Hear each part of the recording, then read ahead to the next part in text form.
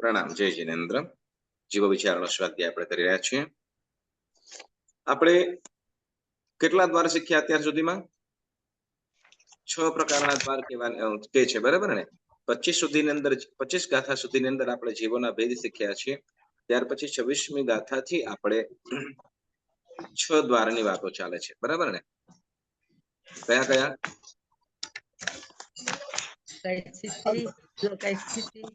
શરીર, અવગાન,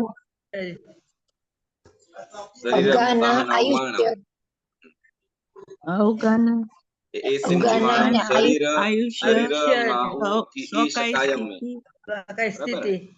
શરીર, આયુષ્ય, સ્વકાય સ્થિતિ,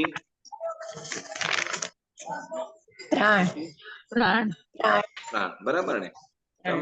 શરીર, આયુષ્ય અને સ્વકાય સ્થિતિ સુધીની વાતો તો આપણે શીખી ગયા, બરાબર ને? પ્રાણની પણ વાતો આવી ગઈ, બરાબર? તો એકેન્દ્રિયમાં સૌથી ઉત્કૃષ્ટ અવગાહના કયા જીવોની છે અને કેટલી? એકેન્દ્રિયમાં છે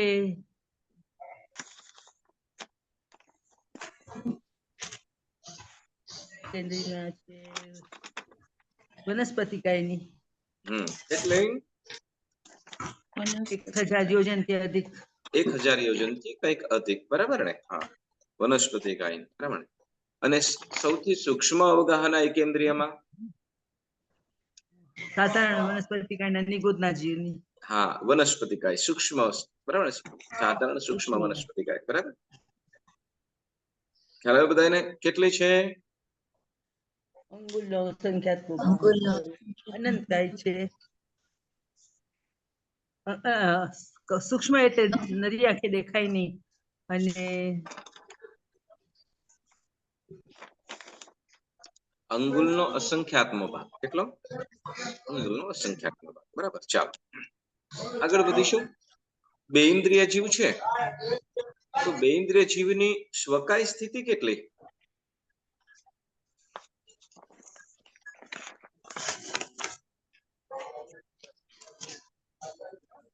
બે ઇન્દ્રિય જીવની સ્વકાય સ્થિતિ કેટલી? સંખ્યાત વર્ષ, બરાબર. અને એનું આયુષ્ય ઉત્કૃષ્ટથી 12 વર્ષ. ઉત્કૃષ્ટથી 12 વર્ષ. જગન્યથી, બૈજુબેન, જગન્યથી બે ઇન્દ્રિયનું આયુષ્ય કેટલું હોય?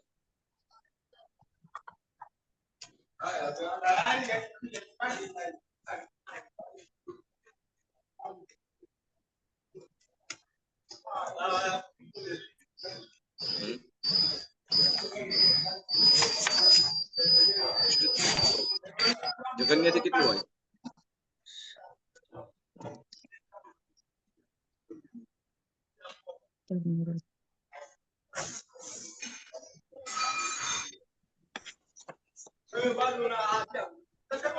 સુરભીબેનના ઘરે બહુ અવાજ આવે છે.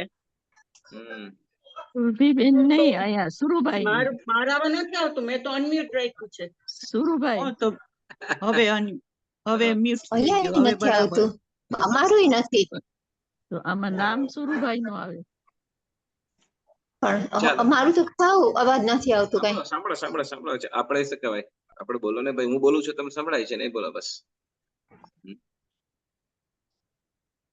બે ઇન્દ્રિય જીવનું જગન્ય અવગાહના કેટલી? જગન્ય આયુષ્ય 12 વર્ષ. ઉત્કૃષ્ટ 12 વર્ષ. અંતર્મુહૂર્ત.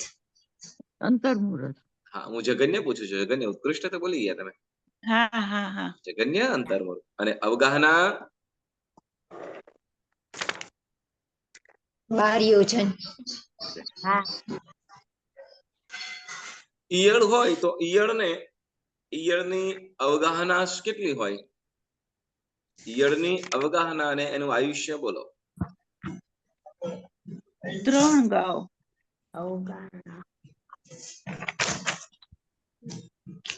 તે ઇન્દ્રિય કીડી શેમાં આવે? ઈયળ શેમાં આવે? તે ઇન્દ્રિયમાં. બરાબર. તો તે ઇન્દ્રિય જાતિના જે જીવો છે એની ઉત્કૃષ્ટ અવગાહના કેટલી? 3 ગાઉ. બરાબર. યસ. ઓકે, ચૌરેન્દ્રિય જીવો હોય તો ચૌરેન્દ્રિય જીવોની અવગાહના કેટલી અને એનું આયુષ્ય?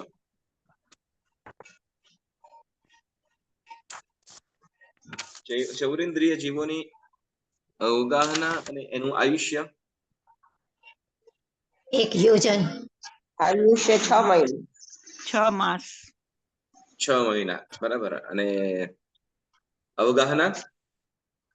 1 યોજન. 1 યોજન. 1 યોજન. કોની અપેક્ષાએ?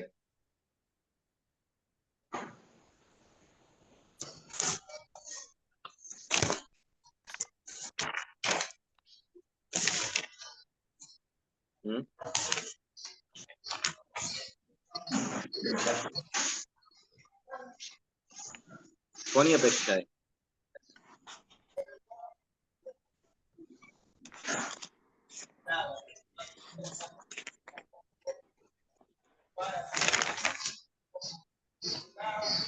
અડીગની બારે રહેલા ભમરાઓ વગેરે છે એ જીવોની અપેક્ષાએ, બરાબર.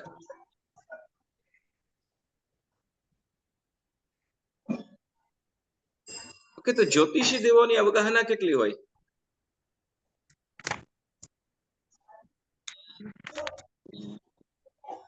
જ્યોતિષી દેવોની અવગાહના કેટલી હોય? 7 છો 7 હાથ. હા.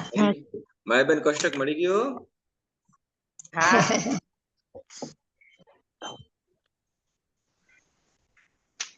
કેટલી થાય? કેટલી છે? 7 હાથ, બરાબર. અને તિર્યંજ રોમબક જાતિના દેવોની? એ 7 હાથ આવે ને. 7 હાથ. તિર્યંજ રોમબક દેવો ક્યાં રહેલા છે? પહેલા બીજા દેવલોકની નીચે ને? એ બીજા ત્રીજા દેવલોકની નીચે? એ ના, એ તો વ્યંતરમાં આવે ને. ઓલા છે. સોરી, એ તો કિલ્બિષ્ટિક દેવો છે ને. તમે જવાબ આપીને પ્રશ્ન આપો છો, પાછા પ્રશ્ન કરી પ્રશ્ન ક્વેશ્ચન તમે કીધું કે પેલા ને બીજા દેવલોક ને ત્યાં તો કિલ્બિષ્ટિક દેવો રહે છે. આ લોકો તો વ્યંતર. તીર્થાલોક માં આવે ને. એ તો પછી પાછો પ્રશ્ન રહ્યો. તિર્યક ઝુંબક દેવો તો આમ આવે, તીર્થાલોક માં આવે. વૈતાડ્ય પર, બરાબર. હા, એટલે પણ એ તીર્થાલોક માં આવ્યું કે નહીં? ચાલો, તીર્થાલોક હા, બરાબર. તીર્થલોક મનુષ્ય લોકમાં છે. ચાલો, ઓકે. તો 10મા દેવલોકના દેવોની અવગાહના? 3 હાથ. 10મા દેવલોકની અવગાહના 3 હાથ. 3 હાથ, બરાબર છે. યસ. અને માત્ર ને માત્ર 1 જ હાથની અવગાહના હોય એવા દેવો? અનુત્તરવાસી દેવો. અનુત્તરવાસી દેવો. અનુત્તરવાસી દેવો, બરાબર ને? ઓકે.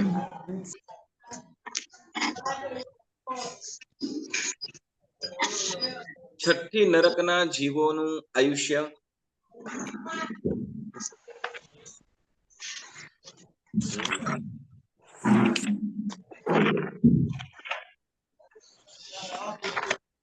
છઠ્ઠી નરકના જીવોનું, સોરી, અવગાહના, આયુષ્યની અવગાહના?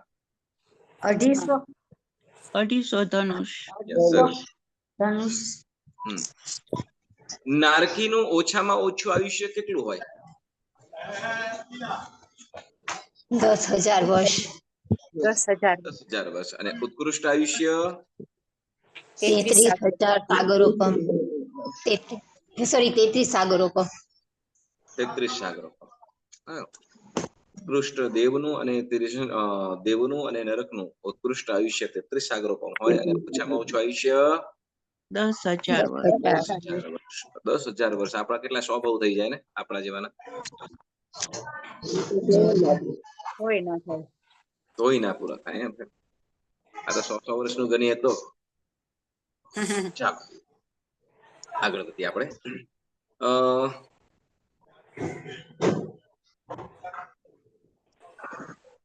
અવગાહના પછી આપણે સ્વકાય સ્થિતિની વાત કરી હતી, બરાબર ને? તો ગર્ભજ મનુષ્ય છે એની સ્વકાય સ્થિતિ કેટલી?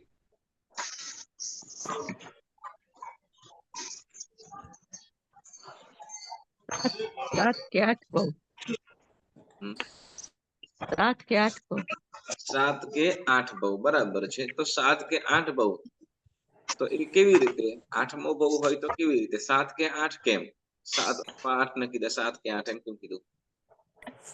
પછી 8મા વહુમાં યુગલ્ય તરીકે જન્મે, હા, અને પછી ત્યાંથી દેવલોકમાં જાય, બરાબર. અને પછી કે મનુષ્ય થાય. કર્મભૂમિનો મનુષ્ય કન્ટિન્યુ 7 વાર થાય અને 8મી વખત થાય તો કે યુગલિક મનુષ્ય, અને યુગલિક મનુષ્ય નિયમા મરીને ક્યાં જાય? દેવલોક. દેવલોકમાં. દેવલોકમાં, બરાબર. હા, દેવગતિને વિશે જાય, બરાબર. ચાલો, તો એ પ્રમાણે. અને કયા કયા જીવોની એવી જે છે, કયા કયા જીવો એવા છે કે જેની સ્વકાય સ્થિતિ નથી 563 માંથી? દેવ અને નરક. દેવ અને નરક. 563 માંથી દેવ ને નરક. દેવના 198 ને 14. 212, હા, તો બસ. બરાબર બરાબર છે. નરક. 212 જીવો એ છે દેવ અને નર, હા. જેની સ્વકાય સ્થિતિ નથી. તો કયા કયા જીવો એવા છે કે જેની અસંખ્ય અને અસંખ્ય ઉત્સર્પિણી છે? પૃથ્વી, અપ, દેવ, વાવ, પ્રત્યેક વનસ્પતિ કાય. પૃથ્વી, અપ, વાયુ, વનસ્પતિ, પ્રત્યેક વનસ્પતિ, બરાબર ને? તો સાધારણ વનસ્પતિ કાંઈ નહીં. અનંત ઔષધિ. હા, સાધારણ વનસ્પતિ કઈ ગઈ છે? અનંત અનંત ઉત્સર્પિણી, અવસર્પિણી, બરાબર. યસ, સરસ. ચાલો, વિકલેન્દ્રિયની સંખ્યાતા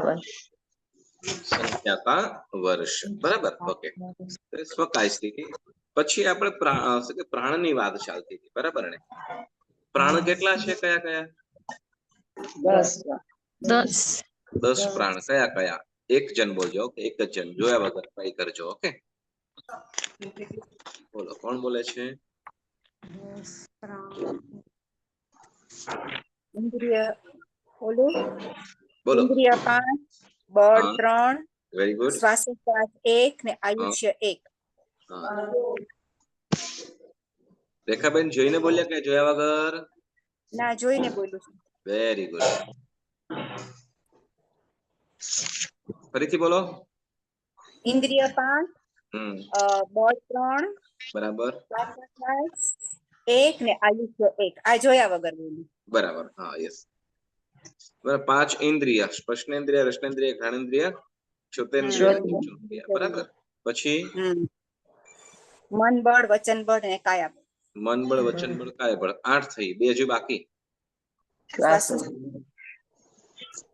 શ્વાસોશ્વાસ અને આયુષ્ય ના આવે. આવે આવે થોડી વિચારવી પડે.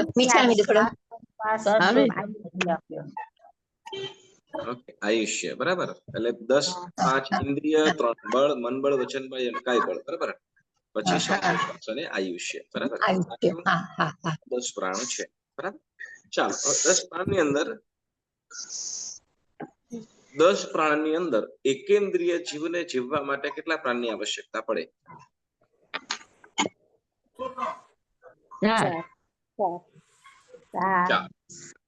4 કે 3? 4.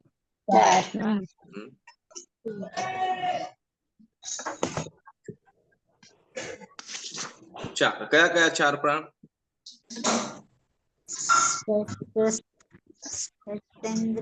કાય બળ, શ્વાસોચ્છ્વાસ ને આયુષ્ય. કયું? એક ઇન્દ્રિય, ઇન્દ્રિય, સ્પર્શેન્દ્રિય. સ્પર્શેન્દ્રિય, ગમે તે એક કાયબળ, શ્વાસોશ્વાસ અને આયુષ્ય. એકેન્દ્રિય, કાયબળ, શ્વાસોશ્વાસ અને આયુષ્ય. બરાબર ને? તો 4 પ્રાણ હોય. બે ઇન્દ્રિયને કેટલા થાય? 6 પ્રાણ. 6. તો 2 કઈ વધશે? ઇન્દ્રિયો વચ્ચે. સ્પર્શ વચ્ચે અને વચન બળ. સ્પર્શ અને વચન બળ. તો કેટલા થયા? વચન બળ ને રસનેન્દ્રિય. રસનેન્દ્રિય, વચન બળ ને રસનેન્દ્રિય. યસ, રાઈટ, બરાબર છે.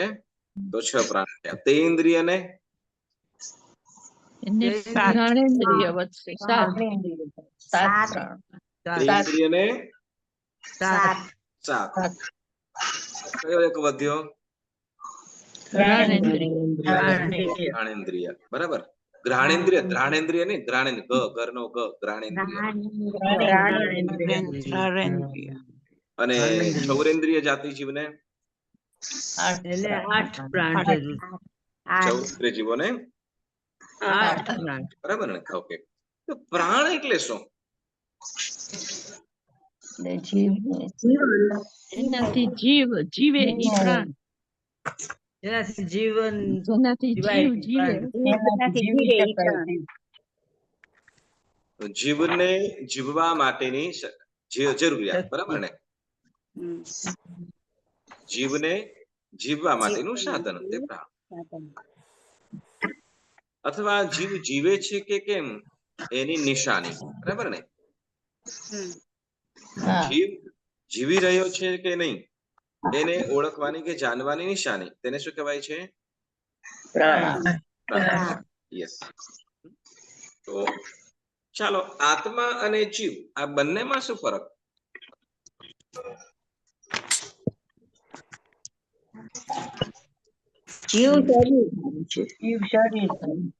જીવોને ઓળખવાની ઓળખાણ માટે. જીવ જીવે ત્યારે એને જીવતો ત્યારે જીવ કહેવાય, અને જ્યારે આત્મા જીવ છોડીને ચાલ્યો જાય ત્યારે આત્મા કહેવાય. એના ગુણો હોય. આત્મા એટલે ગુણ. રક્ષાબેન, સરસ સરસ. બીજું કઈ? બેન ટ્રાય કરો. જીવ અને આત્મામાં શું ફરક? જીવા માટે પ્રાણોની જરૂર છે, અને મરણ પામ્યા પછી આત્મા સિદ્ધ પણ થઈ જાય છે, ત્યારે એની પ્રાણની જરૂર નથી. આત્મા અમર છે. આત્મા ક્યારે પણ મરતો અહીં જે શરીરધારી છે એ આત્માને જીવ તરીકે ઓળખાય છે. બરાબર? શરીરધારી આત્મા, તેને આપણે જીવ કહીએ છીએ. બરાબર? અથવા હવે જીવ જીવે છે કે કેમ એની નિશાની, એને આપણે અહીંયા પ્રાણ કહેવામાં આવે છે. બરાબર ને? તો એવી કઈ કઈ વસ્તુઓ છે કે જો ન હોય તો જીવ જીવી ન શકે? શ્વાસોશ્વાસ, શ્વાસોશ્વાસ, આયુષ્ય. શ્વાસોશ્વાસમાં એને આયુષ્ય ન હોય તો? તો એના આયુષ્ય એના. અને આયુષ્ય હોય ને શ્વાસોશ્વાસ ન હોય તો?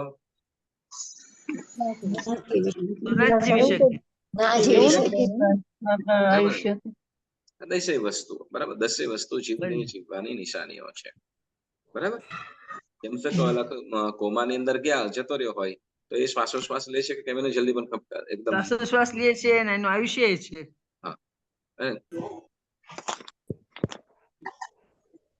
શ્વાસોશ્વાસ પણ લે છે, આયુષ્ય પણ છે, પણ આપણને જલ્દી ખબર પડે નહીં. ચાલો આગળ વધીએ. હવે આ 10 પ્રાણો આપણે કયા જીવને કેટલા હોય છે કે આપણે વાત કરી. બરાબર ને? બે ઇન્દ્રિય ને રસનેન્દ્રિય અને વચન બળ વધી જાય એટલે 6. બે ઇન્દ્રિય અને એક ઇન્દ્રિય વધી જાય એટલે 7. ચૌરેન્દ્રિય ને ઘ્રાણેન્દ્રિય વધી જાય, ચક્ષુન્દ્રિય વધી જાય એટલે 8. પંચેન્દ્રિય ને 10. કાન આવી ગયા, બરાબર ને? કાન આવી ગયા એટલે કે ઇન્દ્રિય. પછી 9 અને પછી બીજું 9 મન કાન આવી ગયા તો 9 થઈ ગયા ને. પછી બીજું શું રહ્યું છે? મન બાકી રહે. મન બાકી રહે. મન, બરાબર ને? મન. ચાલો, તો શું કે છે હવે આપણે ગાથા નંબર 43મી આપણે ગાથાનું આપણે સ્વાધ્યાય કરીશું. શું કે છે ગાથા? એનું કે છે મન વગરના કે મનવાળા પંચેન્દ્રિયોને પ્રાણો કેટલા છે અને પછી એનો ઉપસાહાર કહે છે, બરાબર? ઉપસાહાર એટલે મોરલ. તો આપણે ગાથા નંબર 43 બોલીશું. અસન્ની સન્ની પંચિંદી એસુ નવ દસ કમેણ બુદ્ધવ્વા તેહિમ સહ વિપઓગો જીવાણમ ધન્ય એ મરણમ. ફરીથી. અસન્ની સન્ની પંચિંદી એસુ નવ દસ કમેણ બુદ્ધવ્વા તેહિમ સહ વિપઓગો જીવાણમ ધન્ય એ મરણમ. શું કે છે? અસન્ની સન્ની પંચેન્દ્રિયેસુ એટલે મન વગરના અને મનવાળા પંચેન્દ્રિયોને. 9 એટલે 9, 10 એટલે 10, કમેન એટલે અનુક્રમે, બોધવા એટલે જાણવા, તેહિમ તેઓની સહ એટલે સાથે, વિપઓગો એટલે વિયોગ, જીવાણમ જીવોનું, અન્નય કહેવાય છે, મરણમ એટલે મરણ. શું કે છે? મન વગરના અને મનવાળા પંચેન્દ્રિય જીવોના અનુક્રમે 9 અને 10 પ્રાણો જાણવા. તેઓ એટલે પ્રાણોની સાથેનો વિયોગ, પ્રાણોની સાથેનો વિયોગ જ જીવોનું મરણ કહેવાય છે. એટલે જીવ છે અત્યારે પ્રાણધારી છે, આપણો આત્મા અત્યારે છે પ્રાણ સહિત છે, એટલે એ પ્રાણ અને જીવનું જુદું થવું એને જ અહીં મરણ કહેવાયું છે. સામાન્ય વિવેચન આપણે સાંભળીશું. શું કે છે? અસંગની પંચેન્દ્રિય જીવોને 5મી ક્ષુતેન્દ્રિય વધારે હોવાથી તેઓને 9 પ્રાણ હોય છે અને સંગની પંચેન્દ્રિય જીવોને મન બળ વધારે હોવાથી 10 પ્રાણ હોય છે, બરાબર? એ શું કે છે? પંચેન્દ્રિય જીવો 9 અને 10 એમ બે પ્રકાર, 9 પ્રાણ વાળો પણ છે અને 10 પ્રાણ વાળા પણ છે, બરાબર? તો કેવી રીતે? તો કે જે જીવો પાસે, જે જીવો સંગની છે, અસંગ, પેલા અસંગની, જે જીવો અસંગની છે તે અસંગની કોને કહેવાય? તો કે જેની પાસે મન નથી તેને શું કહેવાય છે? અસંગની. અસંગની. જેની પાસે મન નથી એવા જીવોને શું કહેવાય છે? અસંગની. અસંગની. અને જે જીવો પાસે મન છે એને શું કહેવાય? સંગની. સંગની, બરાબર? એટલે જેની પાસે, એટલે અસંગની જીવોને મનબળ ન હોવાથી એને કેટલા પ્રાણો છે? તો કે 9, બરાબર? અસંગની જીવો છે અહીંયા, અસંગની કયા? તો કે પંચેન્દ્રિય જીવો. કયા? પંચેન્દ્રિય જીવો. બરાબર? પંચેન્દ્રિય જીવો અસંગની જે છે, અસંગની જે પંચેન્દ્રિય જીવો છે તો એની પાસે 9 પ્રાણ છે. તો એ 9 પ્રાણ કયા કયા? તો કે 5 ઇન્દ્રિય તો ખરી, 5 ઇન્દ્રિય, પછી પછી વચન બળ, કાય બળ અને શ્વાસોશ્વાસ ને આયુષ્ય. આયુષ્ય, બરાબર? 5 ઇન્દ્રિય, મન બળ, વચન બળ, શ્વાસોશ્વાસ અને આયુષ્ય, આટલા એટલે કે આ 9 પ્રાણો છે એની પાસે મન બળ છે નહીં, બરાબર? હવે શું કે છે? એટલે અસંગની સંગની પંચેન્દ્રિય જીવોને મન બળ વધારે હોવા, અને શું કે છે હવે, અને સંગની પંચેન્દ્રિય જીવોને મન બળ વધારે હોવાથી તેને 10 પ્રાણો હોય છે, બરાબર? સંગની, જેની પાસે મન છે એવા જીવોને સંગની કીધા, અને સંગની જીવો પાસે મન છે એટલે એને મનોબળ, બરાબર? મનોબળ વધારે છે એટલે કેટલા? તો કે 10 પ્રાણ થાય, એટલે 10 પ્રાણ હોય છે એમ કે છે. હવે શું કે છે આગળ સમજવા જેવું? દુનિયામાં અમુક જીવ મરી ગયો એવું કહેવાય છે. તેનો વાસ્તવિક અર્થ શું? તેનો આપણે કોઈ આ જીવ મરી ગયો છે, કે ભાઈ આનો જીવ મરી ગયો છે, તો કે મરી ગયો એનો મતલબ શું થાય?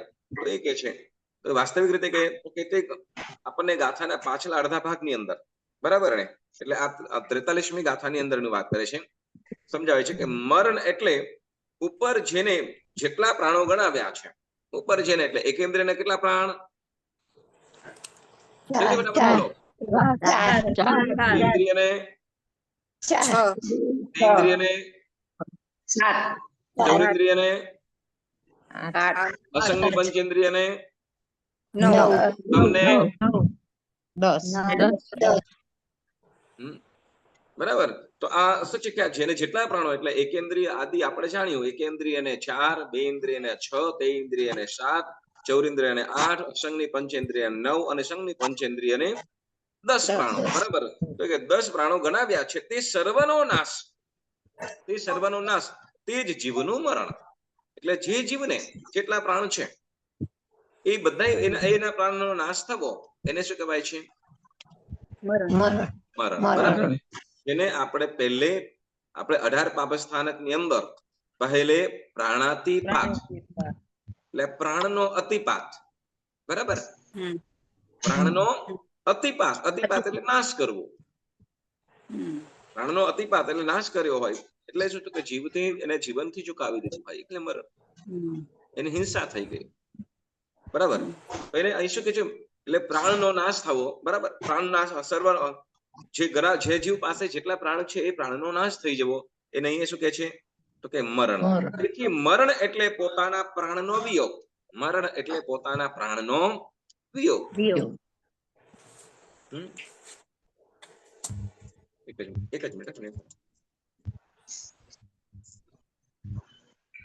એટલે પોતાના પ્રાણનો વિયોગ એમ કે છે. તેથી પ્રાણનો વિયોગ તે મરણ. હવે કે છે કે અમુક માણસ મરી ગયો એમ કે, બરાબર ને. કોઈ કેમ કે શું કહેવાય, અત્યારે તો ઉપરા ઉપરી 2, 3, 4, 5 થઈ ગયા. તો ઉપરા એટલે શું કહે છે કે અમુક માણસ મરી ગયો એટલે કે તેના પ્રાણ છૂટી ગયા, તેનો પ્રાણ છૂટી ગયો, જીવ નીકળી ગયો એમ કે, બરાબર. ઘણી વખત જીવ નીકળી ગયો, પ્રાણ છૂટી ગયો એટલે કે તે માણસ મરી ગયો. એટલે કે પોતાના પ્રાણો સાથે તેના આત્માનો વિયોગ થયો તે જીવનું મરણ ગણાય છે, બરાબર. આપણું આ શરીરને, આપણા શરીર 10 પ્રાણ છે કે નહીં? બોલો. આપણે શ્વાસોશ્વાસ લઈએ છીએ, શરીર છે, ઇન્દ્રિય પણ છે, વચન બળ છે, કાયબળ છે, મન છે.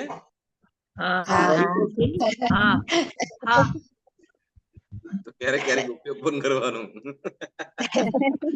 મન છે એટલે તો ક્લાસમાં છે. સાચી વાત.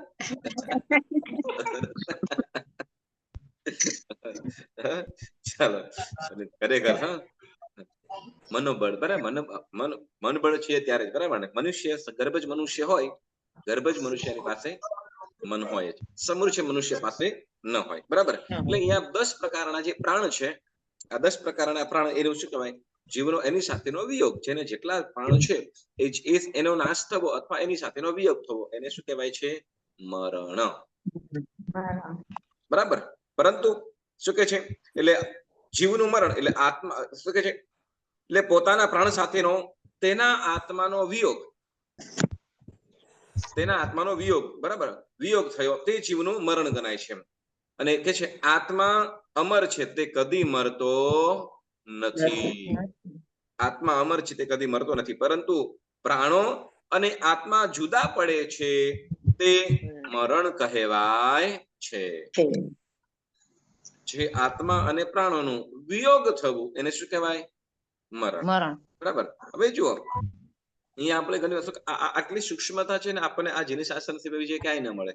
અને એમ કે શું કહેવાય કે આપણો ભાઈ જેવો આત્મા અહીંયાથી થાય, છૂટો પડે, શરીરથી છૂટો પડે, મોર ધેન 4 કે 5 સમયની અંદર એ તો બીજા શરીરની અંદર પ્રવેશ પણ ગયો હોય, એટલે બીજા જન્મ જ્યાં થવાનો હોય ત્યાં પહોંચી પણ ગયો હોય.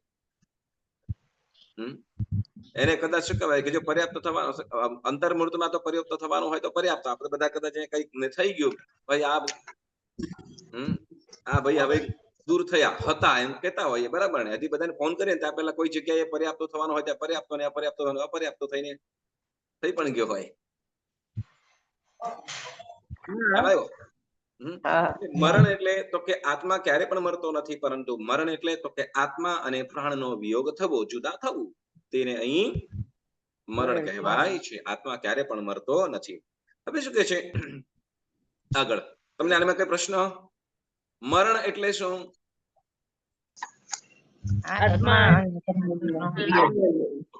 આત્મા અને પ્રાણનો વિયોગ થવો એને શું કહેવાય છે? મરણ. બરાબર. હા. એટલે જેટલા જીવો, બરાબર, 2 ઇન્દ્રિય જીવ છે તો એના પ્રાણો એ પ્રમાણે છે, 3 ઇન્દ્રિય જીવો છે તો એના પ્રમાણે, 4 ઇન્દ્રિય જીવો છે એના પ્રમાણે, બરાબર. પંચેન્દ્રિય અને એમાં પણ સંજ્ઞ અને અસંજ્ઞ હોય તો એના એ રીતે, બરાબર. હવે ચાલો, શું કે છે? ગર્ભજ મનુષ્યો અને તિર્યંચો તથા દેવતાઓ અને નારકો સંઘની પંચેન્દ્રિય કહેવાય છે. ફરીથી મનુષ્યમાં ગર્ભજ મનુષ્ય અને તિર્યંચો, ગર્ભજ મનુષ્ય અને તિર્યંચો એટલે ગર્ભજ તિર્યંચો પાછા ગર્ભજ મનુષ્ય અને અહીંયા ગર્ભજ મનુષ્યો અને તિર્યંચો એમ કીધા.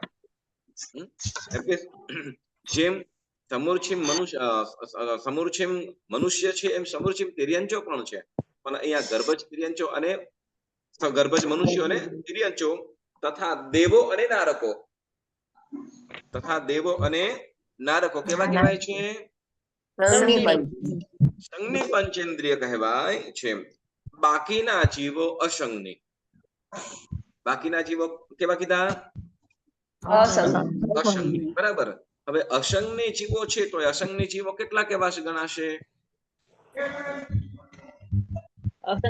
એકેન્દ્રિય, કેન્દ્રીય અને સમૂર્છિત પંચેન્દ્રિય. એકેન્દ્રિય, વિકલેન્દ્રિય એકેન્દ્રિય, વિકલેન્દ્રિય, વિકલેન્દ્રિય, હા એકેન્દ્રિય, વિકલેન્દ્રિય, પછી વિકલેન્દ્રિય, સમૂર્છિમ તિર્યંચો, સમૂર્છિમ તિર્યંચો, પછી સમૂર્છિમ મનુષ્યો. બરાબર ને? તો એ બધા કેટલા કહેવાશે? એ બધા કેવા કહેવાશે? અસંગ. બરાબર ને? તો અસંગની જે જીવો છે એને કેટલા પ્રાણ હોય? કયો પ્રાણ ન હોય? મન ના હોય, મન ન. બરાબર ને? એ શું કે છે કે બાકીના જીવો, અરે પણ બાકીના જીવો સંઘની કીધા તો કયા? તો કે ગર્ભજ મનુષ્ય, ગર્ભજ તિર્યંચ, નારકો અને આ બધા જીવો કેવા છે? તો કે સંઘની પંચેન્દ્રિય. કેવા? સંઘની પંચેન્દ્રિય. બરાબર. હવે શું કે છે? એટલે કે બાકીના જીવો અસંગની કહેવાય છે કેમ કે તે મન વિનાના છે. મન વિનાના પંચેન્દ્રિય જીવો અસંગની પંચેન્દ્રિયો ગણાય છે. સમૂર્છિમ પંચેન્દ્રિય તિર્યંચો અને સમૂર્છિમ મનુષ્ય પણ અસંગની પંચેન્દ્રિય છે કેમ કે તે મન વિનાના છે. બરાબર. સમૂર્છિમ તિર્યંચ અને સમૂર્છિમ મનુષ્ય આ બંને કેવા કહેવાય છે? બરાબર ને? ઓકે. હવે આગળ વધીને કહે છે, હવે છે ને સમૂર્છિમ મનુષ્ય માટેની વાત જણાવે છે. સમૂર્છિમ મનુષ્યમાં વચન બળ નથી હોતું, તેથી 8 પ્રાણ અને શ્વાસોશ્વાસ પર્યાપ્તિ પૂરી કરતા પહેલા જ મરી જાય છે. તેથી 7 પ્રાણ છે એટલી વિશેષતા સમજવી. જુઓ શું કે છે? સમૂર્છિમ મનુષ્યને સમૂર્છિમ મનુષ્ય પાસે મન હોતું નથી. બરાબર? સમૂર્છિમ મનુષ્ય પાસે મન હોય? સમૂર્છિમ મનુષ્ય સંઘની કે અસંગની? અસંગ. બરાબર ને? પણ એવું પણ આવે છે કે સમૂર્છિમ મનુષ્ય આપણે મનુષ્યના કેટલા ભેદ કર્યા હતા? 303 ભેદ. બરાબર ને? મનુષ્યના 303 ભેદમાં 101 સમૂર્છિમ અપર્યાપ્ત એવા જ હતા. બરાબર ને? સમૂર્છિમ પર્યાપ્ત હતો નહીં. સમૂર્છિમ મનુષ્ય પર્યાપ્ત હતા કે નહીં? નતા. બરાબર ને? કેમ કે પર્યાપ્ત થઈ શકતો નથી. કેમ તો કે અપર્યાપ્ત અવસ્થામાં જ મૃત્યુ પામે. હવે શું કે છે? જો વચન બળ ક્યારે આવે? જો મન બળ તો છે નહીં. જો ચાલો 10 પ્રાણ છે તો 10 પ્રાણ ની અંદરથી મન તો છે નહીં. બરાબર? એટલે કેટલા થઈ ગયા? 9. બરાબર? મન નથી એટલે કેટલા થઈ ગયા? 9. બરાબર. અને પછી તો કહેશું તો કે એની પાસે વચન બળ આવતું નથી. વચન બળ હોતું નથી એટલે આવતું નથી એટલે કેમ? તો કે વચન બળ એટલે શબ્દનો પ્રયોગ ક્યારે કરે, બોલી ક્યારે શકે? તો કે પર્યાપ્ત થાય તો. પર્યાપ્ત હોય તો જ બોલી શકે અથવા એ અના શબ્દ પણ કરી શકે. બરાબર? એટલે અપર્યાપ્ત અવસ્થાની અંદર જ એટલે કે વચન બળ હોતું નથી. કેમ તો એની પાસે છે જ નહીં. એટલું એની પાસે સમય નથી એટલે કે એની પાસે એટલું આયુષ્ય જ નથી એનું કે પર્યાપ્ત થઈ શકે. પર્યાપ્ત વચન બળ પર્યાપ્ત થાય પછી જ વચન બળનો ઉપયોગ થઈ શકે. બરાબર? એટલે વચન બળ નીકળી જશે એટલે કેટલા થઈ જશે? 8. બરાબર? 8. અને હવે શું કે છે? તો કે એને ચોથી પર્યાપ્તિ શું કહેવાય? ચોથી પર્યાપ્તિ કઈ હતી? શ્વાસોશ્વાસ. શ્વાસોશ્વાસ, આહાર, શરીર, ઇન્દ્રિય, શ્વાસોશ્વાસ, બરાબર ને? તો 6 પર્યાપ્તિઓની અંદર જે શ્વાસોશ્વાસ છે, બરાબર ને? તો શ્વાસોશ્વાસ પણ પર્યાપ્તિ, શ્વાસોશ્વાસ પર્યાપ્તિ પણ પૂરી કરી શકતો નથી. નથી. એટલે 7 આવી. બરાબર? એટલે શું કહે છે? શ્વાસોશ્વાસ પર્યાપ્તિ, શ્વાસોશ્વાસ પર્યાપ્તિ પૂરી કરતા પહેલા જ એ શું કરે છે? તો કે મરણ પામે છે. શ્વાસોશ્વાસ પર્યાપ્તિ પૂર્ણ થયા પહેલા જ એ જીવ મરી જાય છે. તેથી એની પાસે માત્ર કેટલા પ્રાણ હોય છે? 7 પ્રાણ, બરાબર ને? તો અસંગની જીવ, અસંગની તિર્યંચ હોય તો અસંગની તિર્યંચ ને કેટલા પ્રાણ હોય? 9 સાત ને તો જોઈ ને. એક સેકન્ડ. 7 જ હોય ને. ના હોય, મન જ નો એટલે 9 હોય ને. બીજા બધા હોય.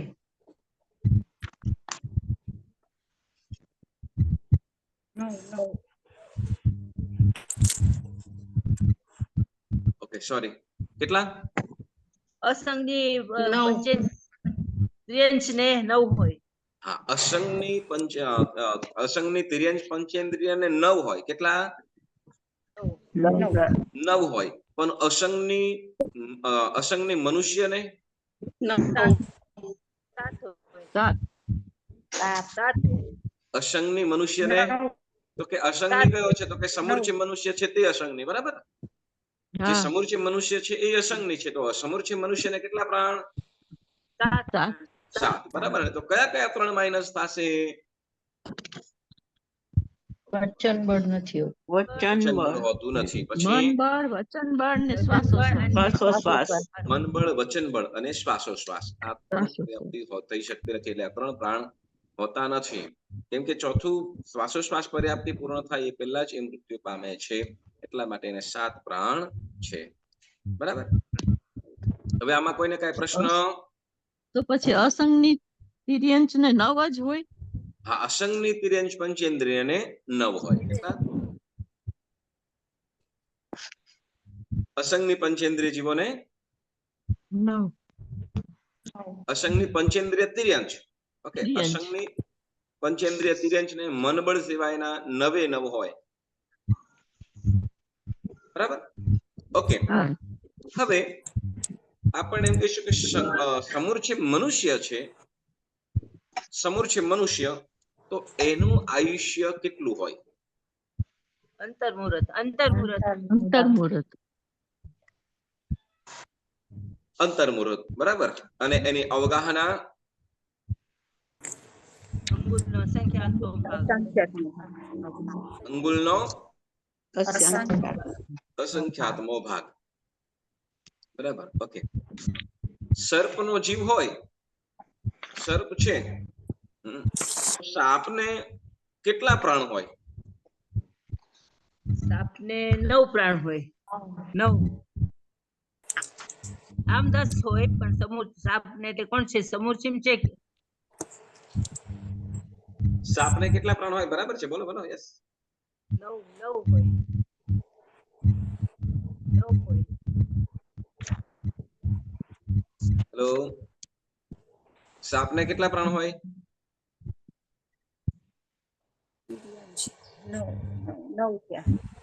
9 પણ હોય અને 10 પણ હોય. 10 કેવી રીતે સાપમાં હા, સાપ સંઘની છે ભાઈ. હા, ગર્ભ જ છે. પણ તે અસંગની હોય એને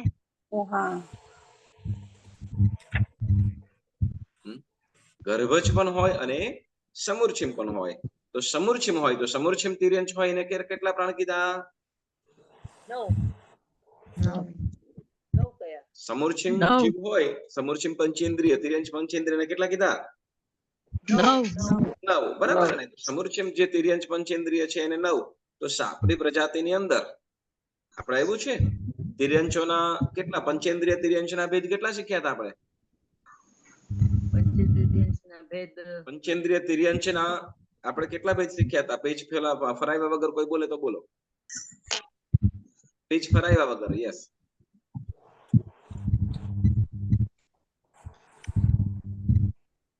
20 ભેદ કર્યા હતા. ખ્યાલ છે? હા જલચર, સ્થલચર અને ખેચર. કલ્ચર ને કલ્ચર. જલચર ગર્ભજ પર્યાપ્ત, જલચર ગર્ભજ અપર્યાપ્ત, જલચર સમુર્ષિમ પર્યાપ્ત, જલચર સમુર્ષિમ અપર્યાપ્ત હતા 4. હા એ રીતે સ્થલચરમાં આપણે કઈક અલગ વિભાગ કર્યા હતા. સ્થલચરમાં 3 વિભાગ હતા. કોઈને ખ્યાલ છે?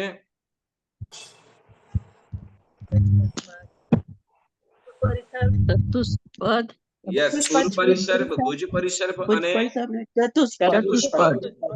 બરાબર ને? પૂર્વ પરિસર્પ એટલે જે હાથેથી ચાલે તે, બરાબર? પેટેથી.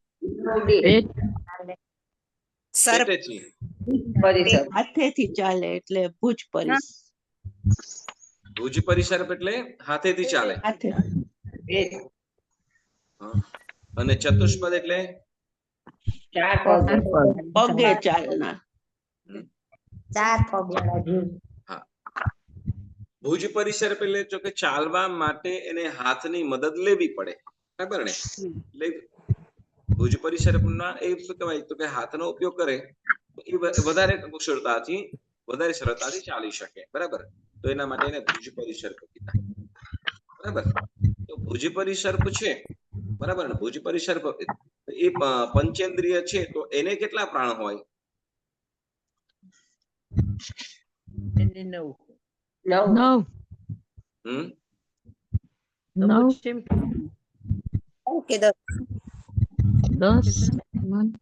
ગર્ભજ હોય તો 10 અને સમુર્છિમ હોય તો 9, બરાબર? કે એમાં શું કહેવાય એની અંદર પણ પૂર્વ પરિસર્પ, ભુજ પરિસર્પ એની અંદર પણ સમુર્છિમ અને ગર્ભજ બંને પ્રકારના છે, બરાબર?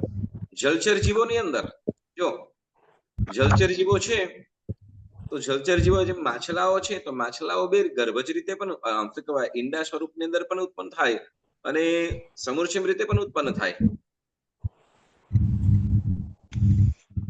માછલાઓ હોય, બરાબર ને? જલચર જીવો એમાં સમુર્છિમ રીતે પણ ઉત્પન્ન થાય અને ગર્ભજ રીતે પણ ઉત્પન્ન થાય, એ રીતે. ત્યાંથી ગર્ભજ રીતે છે તો એને કેટલા પ્રાણ આવશે? 10. અને સમુર્છિમ રીતે હશે તો 9. એવી રીતે સાપ છે, બરાબર ને? જેમ સર્પ હોય સાપ, તો સાપ છે તો સાપની અંદર પણ સમુર્છિમ રીતે પણ છે, ગર્ભજ રીતે પણ છે. કેટલાક સાપ છે તો એના ઈંડા સ્વરૂપે જન્મે, કેટલાક સાપ છે તો એના બચ્ચા ડાયરેક્ટ બચ્ચા સ્વરૂપે જન્મે છે. બંને પ્રકારે પણ ઉત્પન્ન થાય છે. અને સમુર્છિમ રીતે પણ. તો આમ જે સમુર્છિમ જીવો છે, સમુર્છિમ એટલે જે પંચેન્દ્રિય પહેલા તો, બરાબર? એટલે અહીંયા એકેન્દ્રિય વિકલેન્દ્રિય જીવો છે, એકેન્દ્રિય વિકલેન્દ્રિય આ બધા કહેવાય છે સમુર્છિમ જ કહેવાય, બરાબર? એટલે બધા સમુર્છિમ જ કહેવાય. એટલે ગર્ભજ ત્યાં ગર્ભજ હોતા નથી, એટલે ત્યાં ગર્ભજ કે સમુર્છિમ એવો ભેદ કર્યો નથી. પણ પંચેન્દ્રિય જીવો છે એમાં સમુર્છિમ રીતે પણ ઉત્પન્ન થાય છે અને ગર્ભજ રીતે પણ ઉત્પન્ન થાય છે.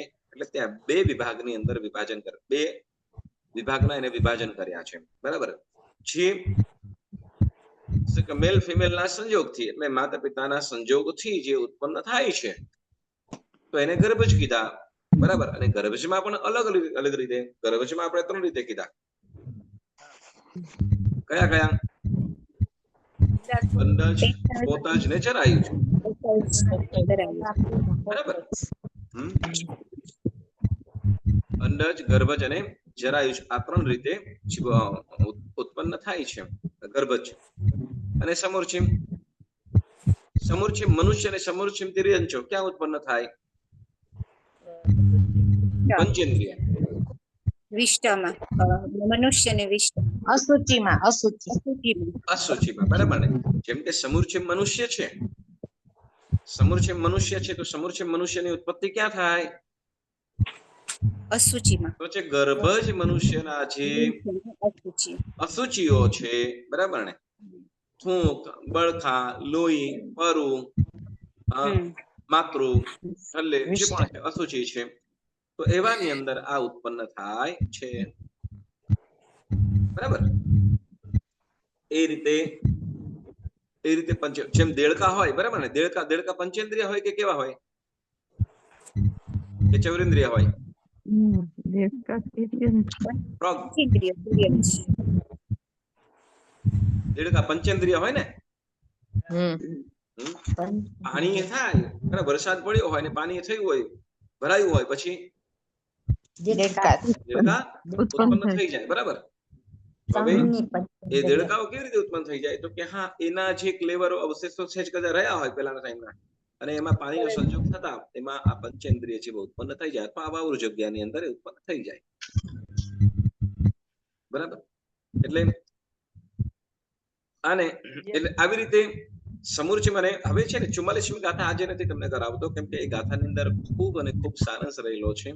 એ ગાથાને આપણે આવતી વખતે ખૂબ વિશેષ રીતે આપણે એને શીખવું છે, સમજવું છે.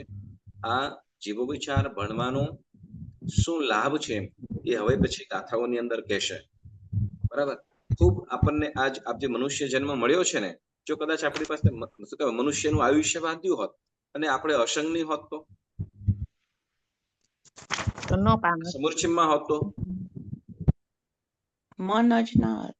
મન અરે પર્યાપ્ત પણ ન થાત, મન પણ ના મળત, મનુષ્યનો ભવ ગમન આવી જાત. કદાચ તિર્યંચમાં વયા ગયા હોત તો એવી કેટલી બધી વસ્તુઓ, કેટલી બધી વાતો આપણને ગાથા નંબર 44માં શાંતિ સુરેશ્વરીજી મહારાજ સાહેબ આપણને ખૂબ સુંદર રીતે સમજાવશે. તો એ ગાથાને આપણે આવતી વખતે ખાસ સાંભળીશું, જાણીશું. બરાબર. તો આજનો સ્વાધ્યાય આપણે સ્થગિત કરીએ. કોઈને કઈ પ્રશ્ન હોય તો કયો. ઓકે, ચાલો. તો આજનો સ્વાધ્યાય વિરામ આપું છું. જીનાજ્ઞા વિરુદ્ધ કાંઈ પણ બોલાયું હોય તો મન વચન કાયાથી ત્રિવિધે મિચ્છામિ દુક્કડમ.